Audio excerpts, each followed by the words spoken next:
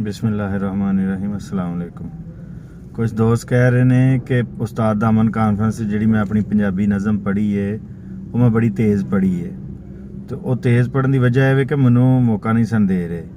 उस्ताद दा अमन कॉन्फ्रेंस वक्त उन्हें रखा सी 2 बजे का जुम्मे तो बाद, मैं सब तो पहला पहुँच गया, कोई बंदा नहीं सी पहुँचे।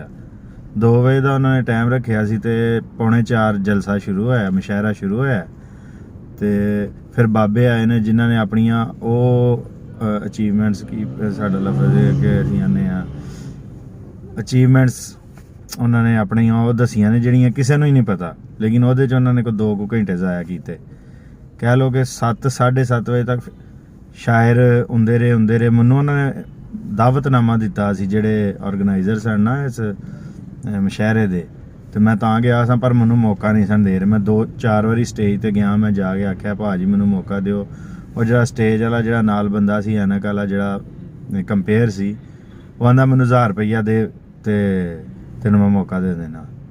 तो मैं गल सुन के थले आ के कुर्सियां ते दोबारा बह गया। फिर मैं चलो यार 1000 रुपया दे देने। तो मेरे को है भी 1000 रुपया ही सी, मैं चलो तेनों दे देने। मैं जाके उन्हें कहा तू मेरे को 1000 रुपया ले लै। आंदा नहीं हुण टाइम कोई नहीं।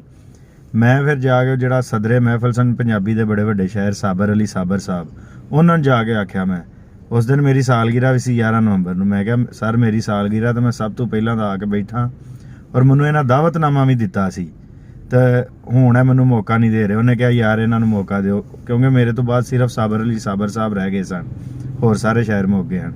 फिर साबर अली साबर साहब जदों आए ने, तो साबर अली साबर साहब फिर भी वो जो कंपेयर है ना, उन्हें साबर अली साबर साहब का ना ही बोलिया, मेरा नहीं बोलिया। साबर अली साबर साहब ने उन्होंने आख्या भाई इनू मौका दे दे एक बारी। तो ओदी वजह तो कुछ मैनू अंग्रेज़ की गुलामी तो गुस्सा ही कि साडी कौम नू शऊर कोई नहीं, दूजा सवेर का उत्थे मैं बैठा सा, तीजा मैनू मौका नहीं हन दे रहे, तो चौथा बह बह के भुख भी लगी सी। ये सारे गुस्से रल के तो मेरी नज़म च ज़ाहिर होए ने। तो तां वास्ते इन्नी पढ़ी, अग्गों इंशाअल्लाह ताला कोई मुशायरा होएगा तो इस तो बेहतर इंशाअल्लाह पढ़ांगे। लेकिन जिहड़े मुशायरे ऑर्गेनाइज करते हैं, इन्हां नूं चाहिदा जे इन्हां ने पैसे लैने तो पहलां दसन, तो जे शायरां नूं बुलांदे ने तो फिर उन्हां कोलों पैसे ना मंगण।